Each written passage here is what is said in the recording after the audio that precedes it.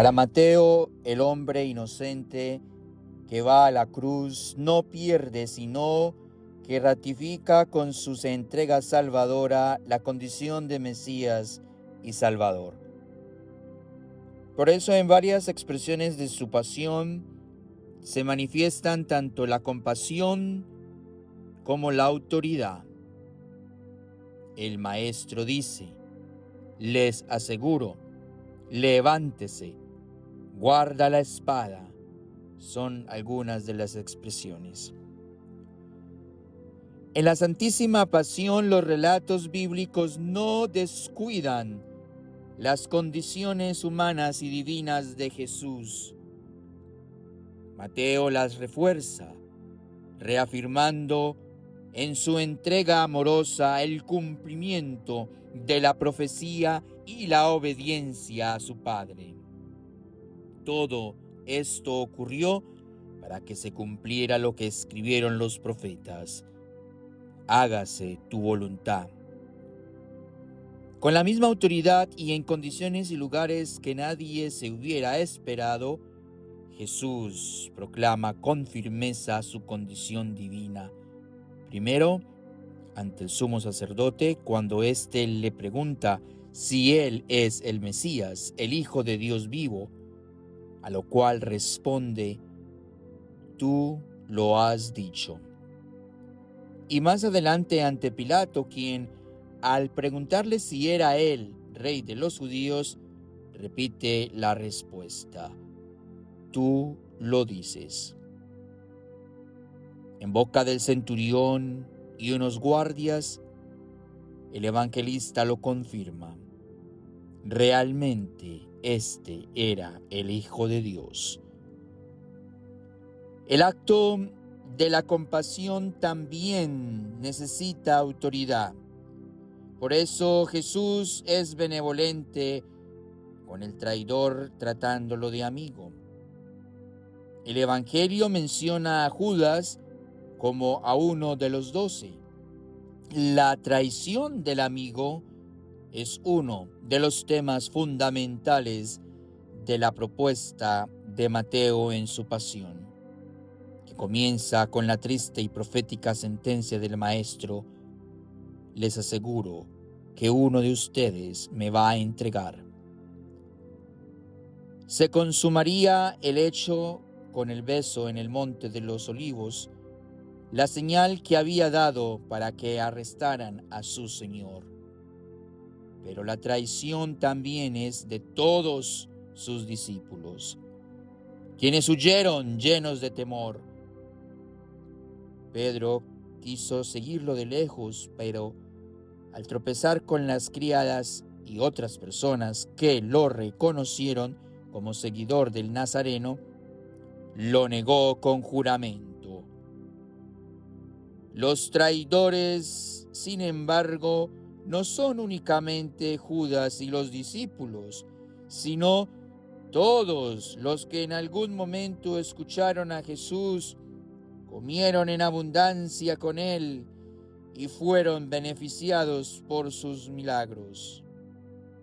La fidelidad y la lealtad no han sido el componente esencial de la condición humana que traiciona no solo por temor, sino por egoísmo. Judas era uno de los 12. Seleccionar uno de ellos es una figura muy acertada del autor para indicar que ese uno tiene mucho de ellos, que es parecido a ellos y que cuenta con características muy parecidas a ellos, no solamente porque nos unen estrechos lazos con el resto de los humanos, sino porque compartían la compañía y las enseñanzas del Maestro.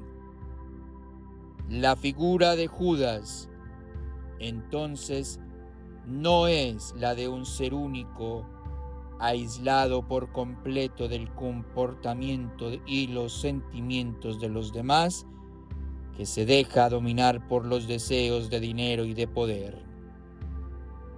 También sus compañeros en algún momento querían ser privilegiados por Jesús, ocupando puestos importantes.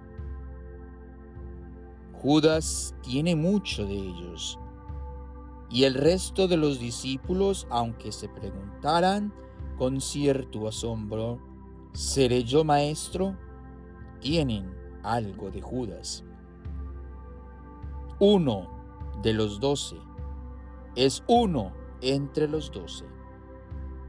No se podrá defender con argumentos éticos su actitud, pero tampoco se debe desconocer la voz de su conciencia y su arrepentimiento. Al devolver las 30 monedas de plata y al confesar que había cometido pecado entregando a un inocente. También era uno de ellos el que sacó la espada y le cortó la oreja al criado del sumo sacerdote.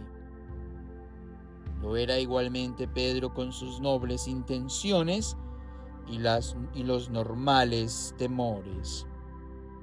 Unos de los que escucharon las palabras de abandono de Jesús en la cruz comentaban con ironía: a Elías llama este.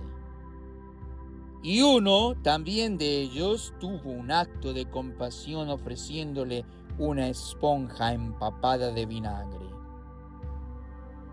Nos queda claro que uno de ellos quiere decir uno como ellos.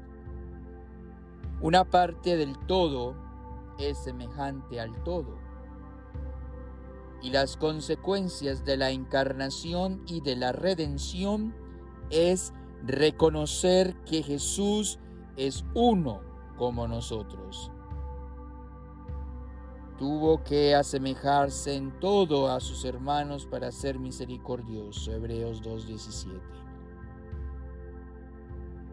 La extrema cercanía e identificación de Jesús con los suyos lo hizo víctima de su propio pueblo.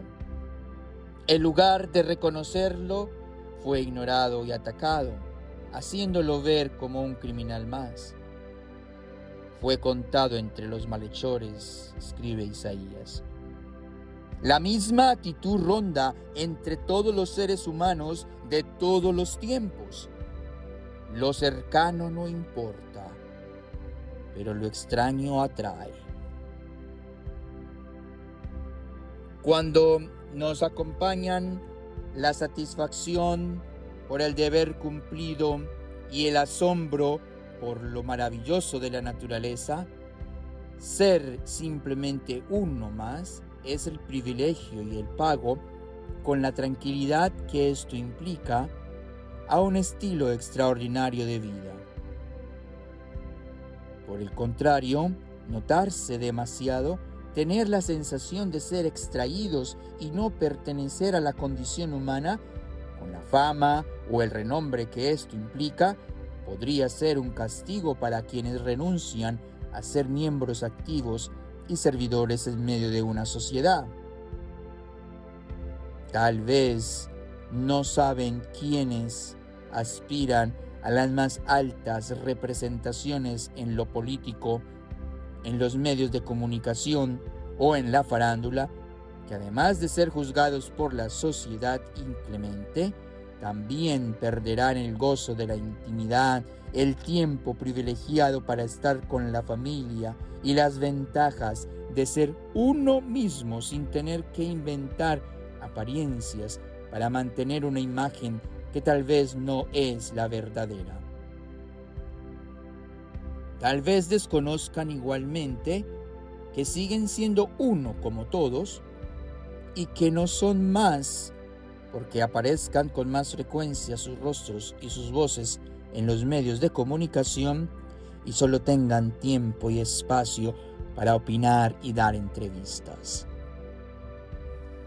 Si por el contrario, el miedo a figurar y el desprecio de la gratitud y una concepción errónea del liderazgo conducen a no comprometerse en la participación y el servicio, se puede estar sufriendo de la enfermedad filosófica de la idiotez, cuyo sentido más preciso se refiere a las personas que solo se dedican a lo suyo y poco les importa lo público y la suerte de los demás. El hecho de pertenecer activamente a una comunidad, de ayudar y de poner a disposición de los demás los propios conocimientos, no significa que se quiera sobresalir y opacar a los otros. El acto bondadoso de estar presentes cuando los demás nos necesitan y de hacer crecer el arte y el bienestar de los demás no hace que se pierdan la humildad y el sentido de la individualidad. El descubrimiento de la propia identidad y de ese carácter único e irrepetible que posee cada persona no contrasta con el poder maravilloso de sentirse uno más, con los mismos anhelos y dificultades que compartimos todos por igual y con las mismas posibilidades y cuestionamientos que nos ayudan a sobrevivir. Señor Jesús, que el ser uno entre todos sea un camino hacia ti. Santísimo